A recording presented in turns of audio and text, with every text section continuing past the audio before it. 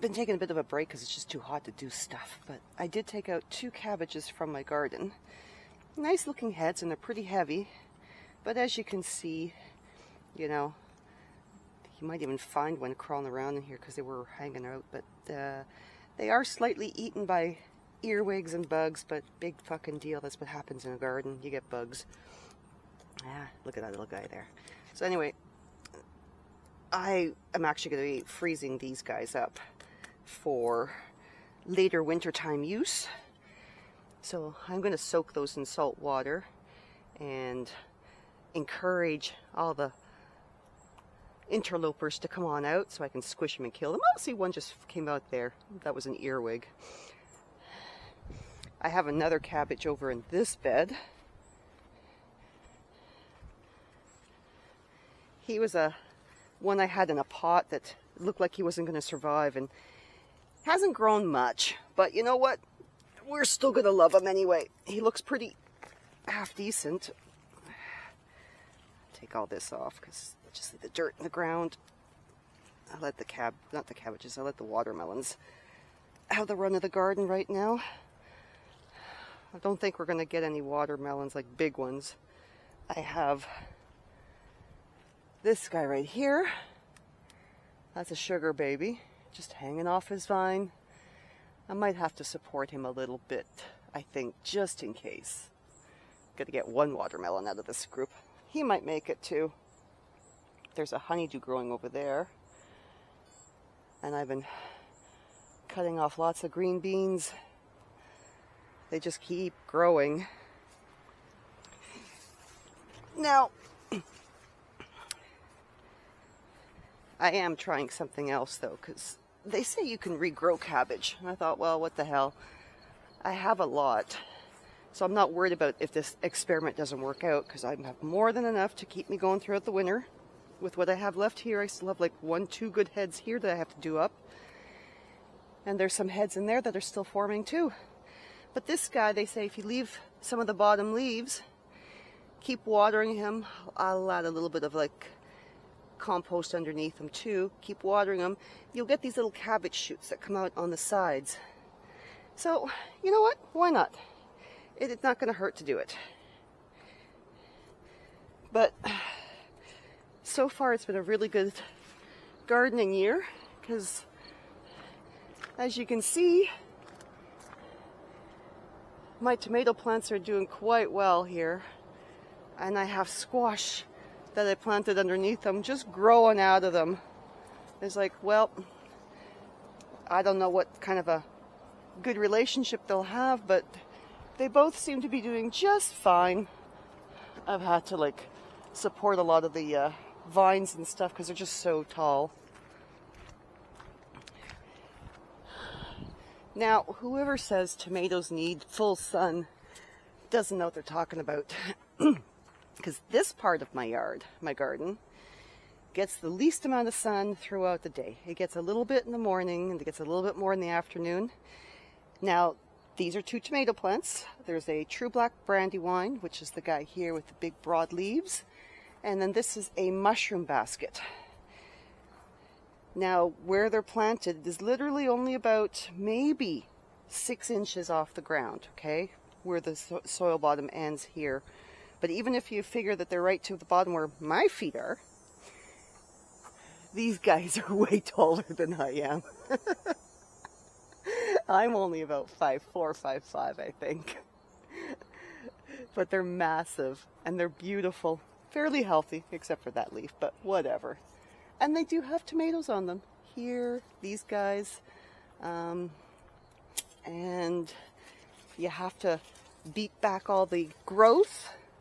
But there's a couple of big ones in there just waiting to like turn red. I'm trying to collect some seeds from my lettuce plants that are bolting. The figs haven't produced any ripe fruit yet. I've got lots of stuff from my cucumbers so far. And of course, like I said, the purple and green pole beans, they just keep coming and coming. This is my other oh, you have to see it from the other side. You won't really see it from here, but oh, look at all my onions that are drying. But this here, I love when I see this stuff. Look at this guy. Isn't he massive? That is that's a mushroom basket. And look how small he is compared to that guy over there. Big difference in size.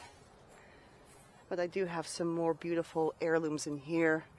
This is a true black brandywine. They'll get very dark. Pear tree, grapevines are starting. I didn't think my red cabbage was going to make some heads, but it seems like some of these are actually trying. And I do have 3 rows of carrots. They're all still growing. I did restart some new things for the fall. I have over here I started another row of peas. This is where my garlic was. I'll show you my garlic in a minute. We have to walk to the other shed. It's hanging to dry. But I started some peas along the wall here, so it'll grow up and grab there. And there's also another row of peas in here. Just a last minute, I'll get a couple meals out of them before the fall frost hits. Garlic. I wanted to show you my garlic. That's right. That's the cherry tomato tree for my neighbor, because I don't like cherry tomatoes, but she loves them. I'll bring them out because it's kind of dark in here. Oh, there we go. But that's my garlic drying. Like, beautiful formed heads. Last year when I did garlic, there were some that were either really, really, really small. Some were quite big, but a lot of them were really small, and I did lose a lot. But this year, every garlic plant I put in produced, and most of them are this size. Some of them are smaller. But I think that depends on the size of the garlic bulb that you plant. And I don't mind small bulbs of garlic because I do use it. I won't say I'm a garlic lover, but I don't like too overpowering of a garlic taste in my food. That's just enough to give it some nice flavor. And what else has been going on here?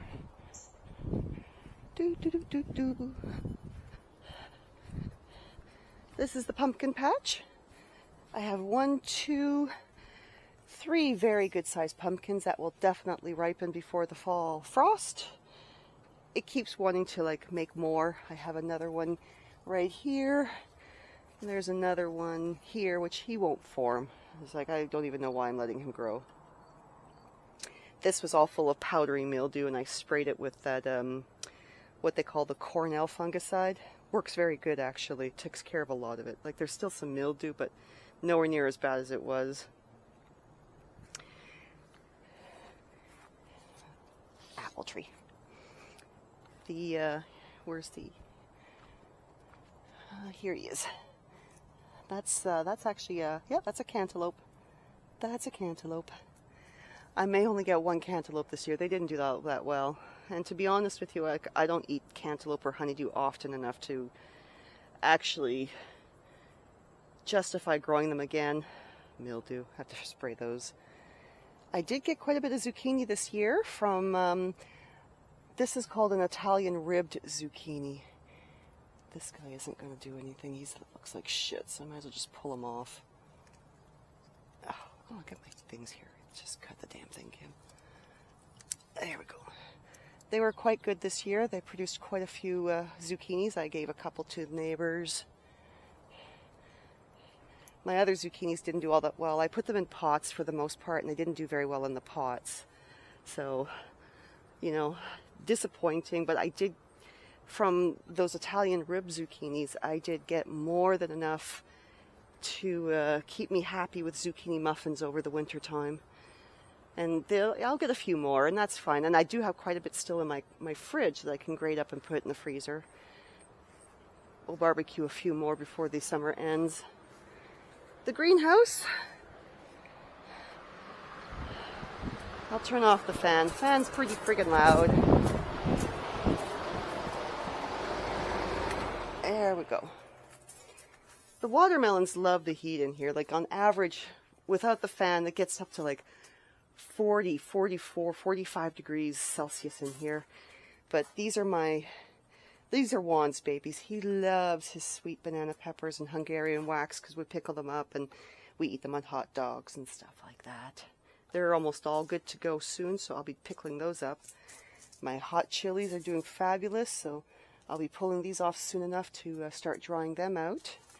I have 2 watermelons in here. These are, to be honest with you, I actually don't know what kind of watermelons these are.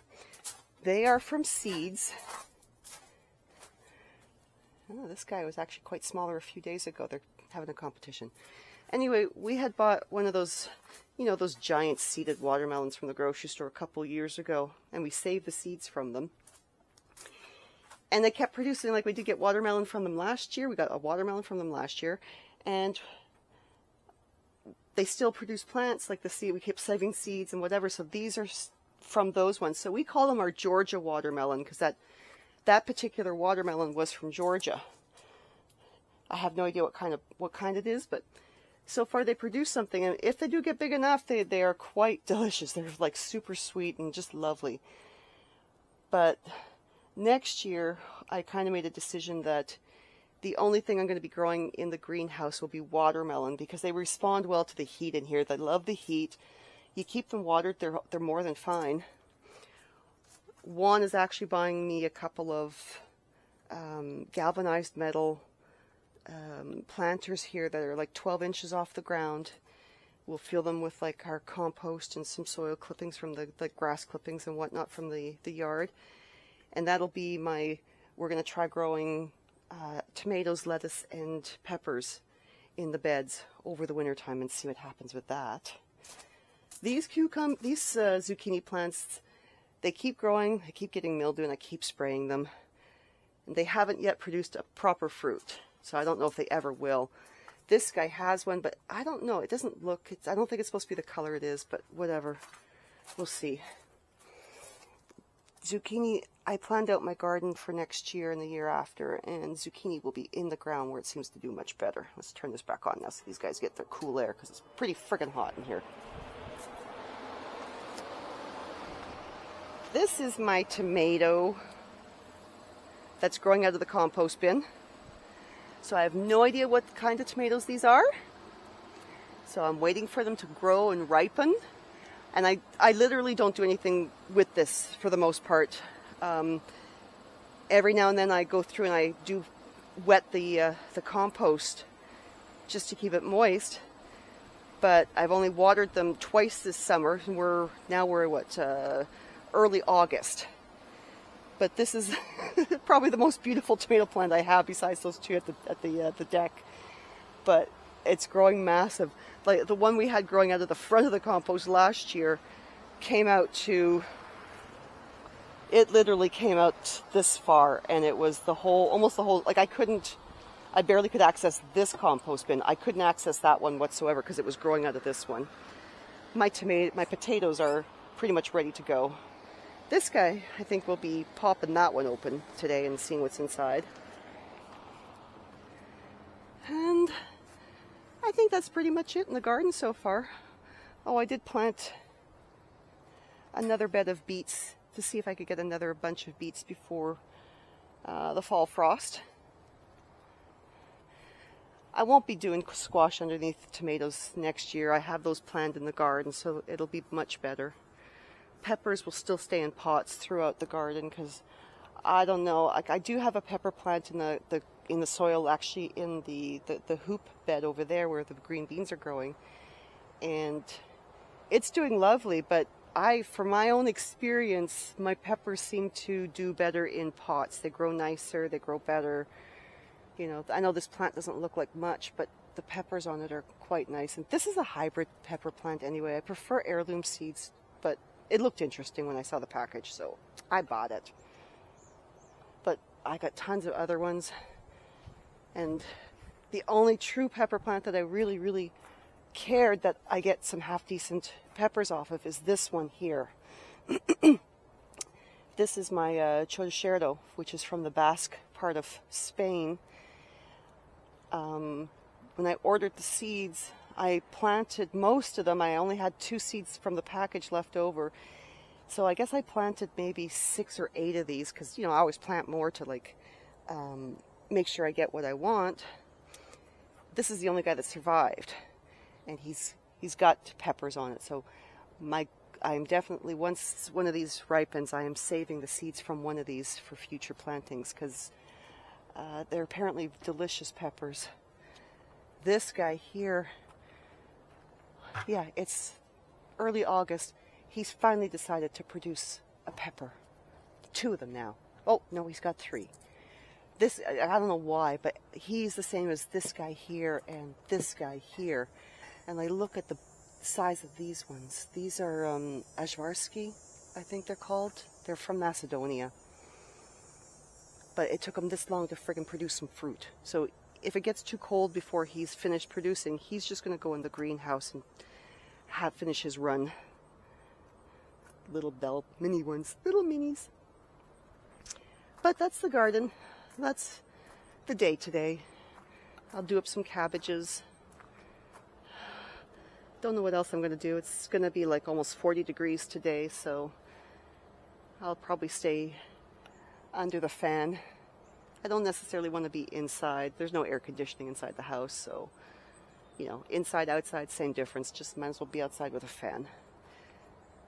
Once I finish these guys, of course, because I have to blanch the cabbages and to get them ready for freezing. I think I will show you the potatoes, though, once I get the energy to uproot that thing, and we'll see what we get out of them.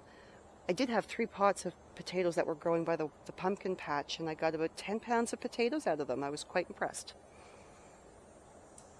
Doesn't sound like much to some people. I know some people get like 50, 100, 300 pounds of potatoes a year, but not me. Still trying. Anyway, I'll catch up with you guys in a bit. Thanks for watching and hanging out with me. We'll see you soon. Ciao, ciao.